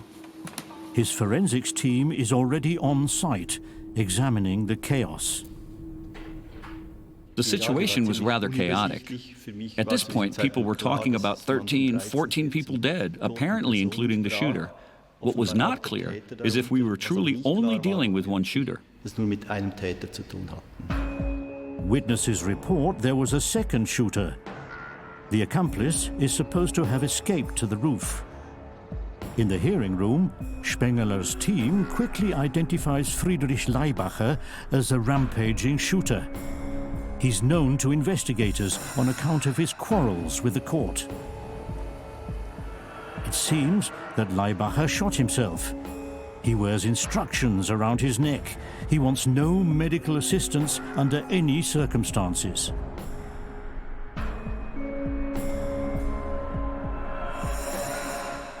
Leibacher went into this situation knowing he wasn't going to survive. I think this is very common in mass murder cases, that they do not expect to survive the encounter. There's no anticipation of escape. Spengeler's job is now to secure the evidence and document the current state of the scene. The massacre happened barely a half an hour earlier, but its magnitude is becoming increasingly clear. 14 people died in a hail of bullets. It smelled like explosives, bullets, gunpowder, and there was this extremely strong smell of blood. And you could feel the pressure. We now had to correctly identify the dead. But we also had to do the forensics that would ultimately provide the material evidence. Tremendous pressure. Family members are waiting in front of the building. They want to know if there are survivors. And at the same time, officers find Leibacher's car. A text claiming responsibility is inside. Day of wrath for the mafia of Zug.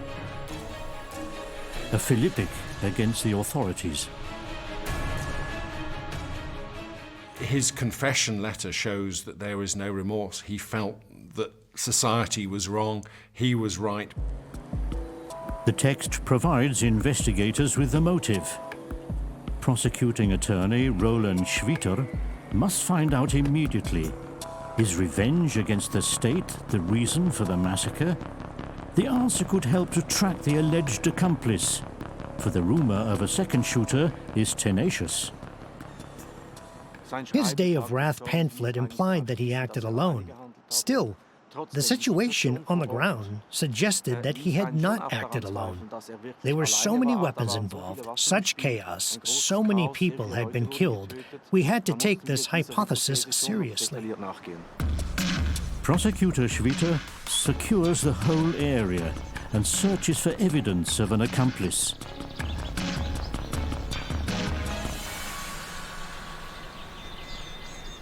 At the same time, Spengler's team is gathering all the evidence in the hearing room. The families are waiting for news. They want to know finally who is alive and who is dead. Normally, Spengler identifies dead bodies with a DNA test, but that would take too long. The outside pressure is too great. I think this crime is even more shocking in a country like Switzerland, where you just have low crime rates in general. Nothing like this ever happened. The country is about peace and projecting the image of peace and neutrality. So this was perhaps the most shocking environment that this could actually have happened.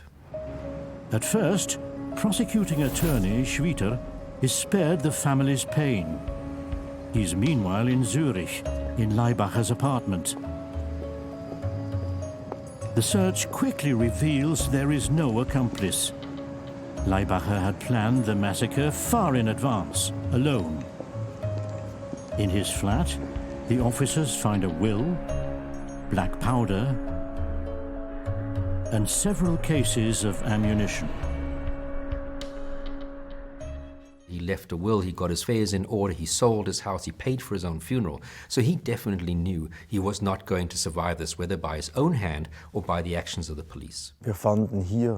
In addition to the pamphlet claiming responsibility, we also found a note in which Leibacher mentions that there are no accessories or accomplices.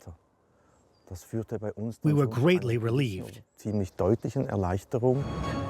A sense of relief that forensic scientist Spengler does not yet feel. He's running out of time. The families want clarity. But Spengler himself also needs clarity. We decided to make the identification by means of recognition. We looked at one dead body after another. We looked at the faces, compared them to IDs, with jewelry, with engravings, and tried to recognize who the people were in this way. 2.5 hours after the massacre, Spengler addresses the families and explains the situation. And he gives the names of the 14 victims. No easy task. Then follows the reconstruction of the crime, the calculation of the approximately 90 different trajectories, ammunition that Leibacher shot from 3 guns, hence also the rumor of an accomplice. His choice of weapons is quite thoughtful. He has a weapon for broad areas, the shotgun, he has an automatic weapon to kill a lot of people, and he has a handgun that will be useful to kill individuals, but also possibly to kill himself. After the evidence has been gathered, it's clear Leibacher planned and carried out the massacre alone. It was very long after midnight when we left the room, and the tension was still very high. There were still very many open questions. The biggest question of all is still the motive. It might explain why someone would kill 14 innocent people. People from Leibacher's milieu are questioned. His psyche and childhood are analyzed. We look at him being an outsider growing up. We see that there's a progression over time of him feeling more and more excluded, and at the end we see this sort of fight back against a society. He had been filing lawsuits against the city council for years, and of course they're frivolous lawsuits, and so they're constantly being dismissed. Leibacher has a long rap sheet: fraud, theft, document forgery, even sexual offenses with children, and each time he considers himself falsely accused. It was odd to see that a person could come into conflict with the law so often and still not get caught up in the system, as if flying under the system's radar and then emerging like a lonesome wolf intent on revenge. Since no one listens to him, Leibacher will make himself heard. He forges a savage revenge plan. Revenge against the state. So he purchased several weapons prior to the incident. He went for shooting lessons. That could very likely have been the starting point or one of the early phases of when he was preparing for what he knew he was ultimately going to go and do. One thing is clear for Roland Schwitter. Such people must not be allowed to remain undetected in the future, to sink into a bureaucratic swamp, so that massacres like this are not repeated. No one can pass sentence on Leibacher anymore. He sentences himself. Gerhard Spengeler has all the evidence stored in the evidence room.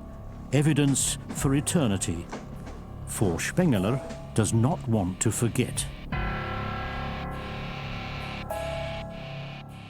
It would be wrong to repress such events. In my view, you have to deal with it, but you also have to be able to file it away somewhere and put it aside. For investigators, the case is over. What remains is a mass murder that has changed life in Zug forever, because one man felt he was misunderstood. Rampage killers act from a variety of motives, and their hunters do everything they can to stop them. The only way you're going to stop an active shooter is by killing him as soon as possible. Norway, July the 22nd, 2011. Anders Breivik on his personal crusade. For police, a race with time begins. Every minute counts. The damage increasing the longer it takes to get to the scene. 2.5 hours. That is how long one of the bloodiest attacks of post-war Europe lasts. A massacre that targets innocent teenagers. Breivik on the island wasn't shooting to injure. He was shooting to kill. For police officers, an extreme situation.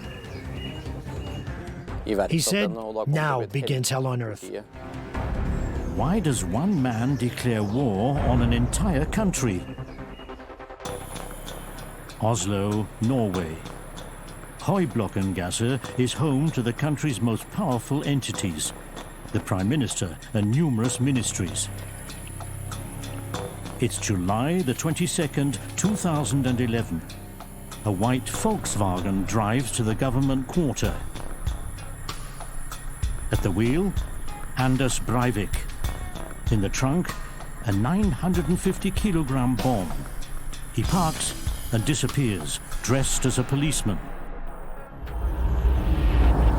10 minutes later, a massive detonation demolishes the van. It lays waste to the offices in the government building. The government quarter is covered in rubble and ashes. 8 people die. Thus begins one of the worst massacres in the world. Anders Breivik's own personal crusade. Anders Breivik is a self-identified political activist. He thinks he is on a mission to change the world, to push his political manifesto, and he is willing to kill people in the process. By all intents and purposes, he's a terrorist. A good 40 kilometers from Oslo, police officer Håvard Gåsbakk hears of the tragedy.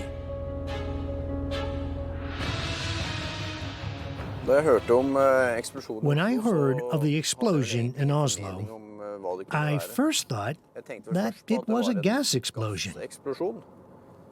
We simply weren't familiar with terrorism in Norway before then. The officer still does not suspect what is in store for all of Norway.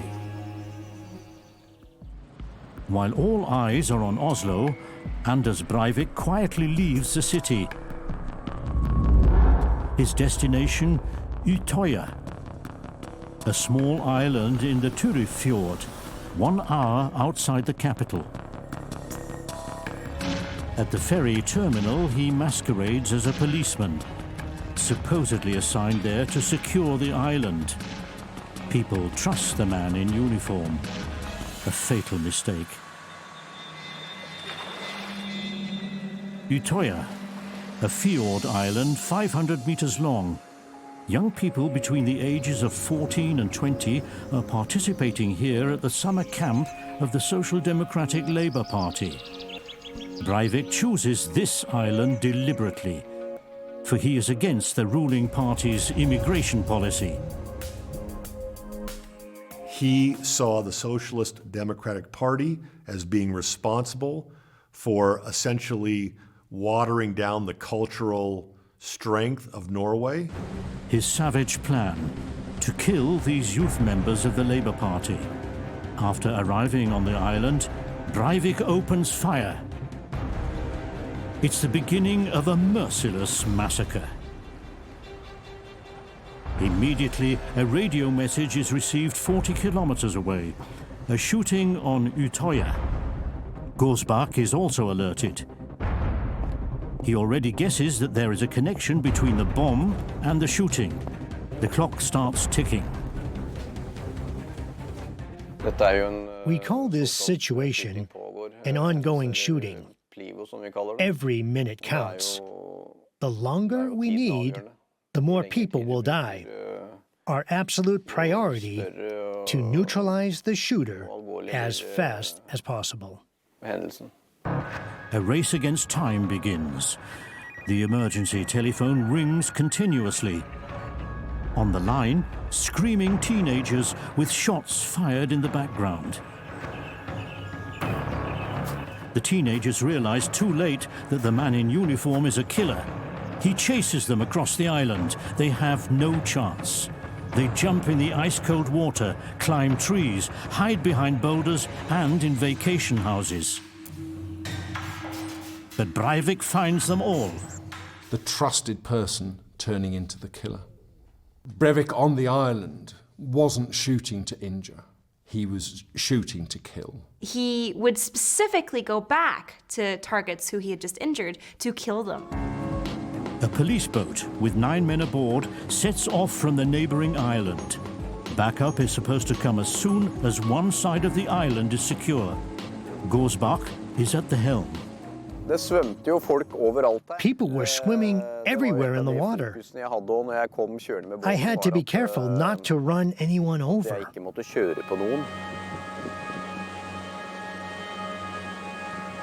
Håvard Gåsbak has never gone back to Utøya. Until today. The memories are too upsetting. It feels extremely strange coming back here after so long. I just don't know how to describe it. Gåsbak and his men reach the island. All are extremely tense. It's still unclear how many shooters the unit has to deal with. We snuck along the waterfront so that we would only have to secure the side toward the forest. The men comb the island. At the same time, a call comes into police headquarters in Oslo. Breivik is on the phone. Breivik telephoned the police from Utøya to say that he was part of an anti-communist movement and that his job on Utøya was finished and that he wished to give himself up. This shows a separation from normality that is huge. If he surrenders, then he can get his message out to the media, in the courts, like, this is why I did that. He felt strongly about it. The massacre lasts only 48 minutes. In the end, there are 69 dead. Håvard Gåsbak still knows nothing of the call. The situation on the ground is utter chaos, dead and wounded everywhere. No more shots are heard. The island is deathly silent. Is the shooter still lurking somewhere? With weapons drawn, the men delve deeper into the woods until suddenly a man emerges from the undergrowth. With arms raised, he said, "I'm on your side. I'm not after you, but after the people who want to Islamicize Norway." The team reacts immediately. All weapons are now trained on Breivik, but no shot is fired. So how did they not just shoot him? It's a good sign of excellent training that they were able to behave correctly in that circumstance. Harold Shipman goes forward and puts handcuffs on Breivik. In this moment, he becomes the hero no one wants to be. It could have been anyone else on the team. It was mere chance that I apprehended him. I wouldn't say I'm proud, but it is significant for me. Breivik has 77 people on his conscience. He doesn't resist arrest. I asked him what was going on. He answered, "The first terrorist cell planted the bomb in Oslo. He himself was the second terrorist cell, and the third was coming later. He said, 'Now begins hell on earth.' At those words, a chill went down my spine." Are there really more people involved? More attacks planned? For the police, a long night begins of searching for background information and possible accomplices. At headquarters, special agents interrogate Anders Breivik. Who is this man? Breivik grows up with his single mother. There are problems early on. He tortures animals and his mother grows scared of him. When Breivik is 4 years old, they start going to family therapy, but they break it off prematurely. Conduct disorder is really the young version of psychopathy. And to be diagnosed with this at the age of 4 is remarkable and an incredibly bad sign. He grows up an outsider. His hobbies, bodybuilding and hunting. At the age of 32, Breivik still lives at home. That is where he plans the massacre. Breivik was very good at keeping these things quiet. He isolated himself from the few friends that he had. He didn't have relationships with females. He moved back home for long periods of time leading up to this. He had this, what we call a fixation, which just increased as time went by. Officers find confused texts and directions for making bombs on his computer. At the end of the investigation, it's clear. Breivik planned the attack down to the last detail, alone. At court, he shows no remorse. He even justifies his killings as a necessary measure against the Islamist infiltration of Norway. The most important question, can he be held fully responsible for his actions? The judges agree. Breivik deserves the maximum sentence, 21 years with preventive detention. For Breivik is no disturbed fanatic, but a political extremist. Harold Shipman testifies against Breivik in court. For him, it's a kind of closure. Still, he can't forget. July 22nd, 2011 shows what savage crimes people can be capable of. In my 20 years as a police officer, I never experienced anything similar. I urgently hope nothing this bad ever happens again. The very next year, the Labour Party organises another summer camp on Utøya as a symbol against terrorism. Winnenden, Germany. The Albertville Secondary School is the setting of a devastating massacre. Its perpetrator, Tim Kretschmer, 17 years old, killer of 15 people. So there was a systematic progression, taking the easy kills from each room. Kretschmer acts out of anger and desperation. Until then, a nondescript teenager, he becomes a cold-blooded killer. Rampage killing is usually nothing emotional or chaotic. Rather, it is ice cold. To this day, the events at Winnenden shock the whole nation. But how was it able to happen?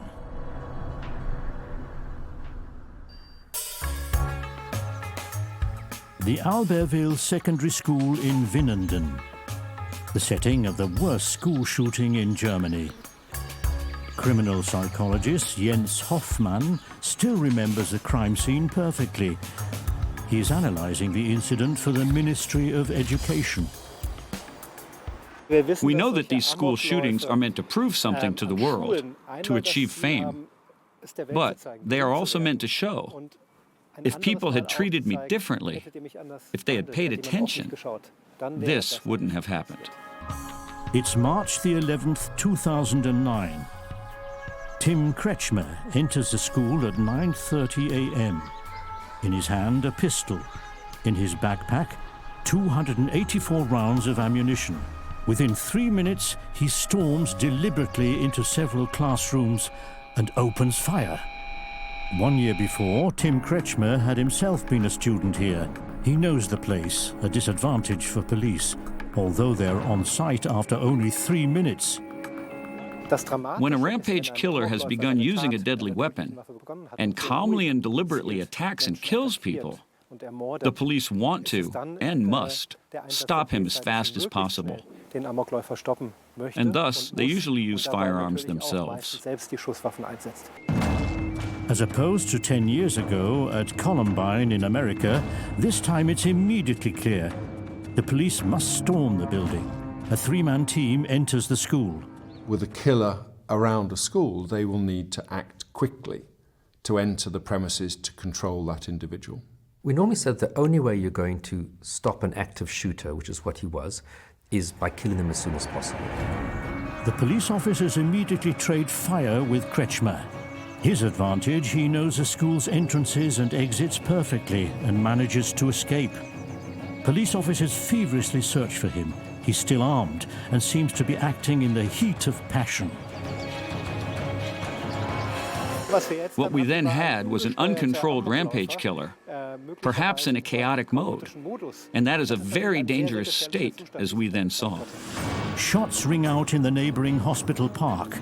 The bullets hit a random employee. Police are right behind Kretschmer, but the man is already dead. Meanwhile, the 17-year-old killer disappears without a trace. When a perpetrator flees and you don't know where he is, and he has already shown that he is ready and willing to kill people, it is an unmanageable security risk if you don't know where he is. He's no longer acting according to plan. Rather, it is the affective, the emotional reaction to feel threatened and to attack immediately. Tim Kretschmer kills 13 people within 15 minutes, and he's still on the run. But what are the reasons for Kretschmer's massacre? He comes from a sheltered home. His mother fulfills his every desire. But Jens Hoffmann quickly understands. Tim's parents are not in the world in which he feels threatened. Instead, it's the crime scene, the school. Tim Kretschmer felt very excluded. He was also rather shy, had difficulty making contact with others, and was not a good student. Instead, he was always on the edge. He also sabotaged himself somewhat, as he often didn't do anything, was torpid. And that means he had the feeling that he couldn't cope.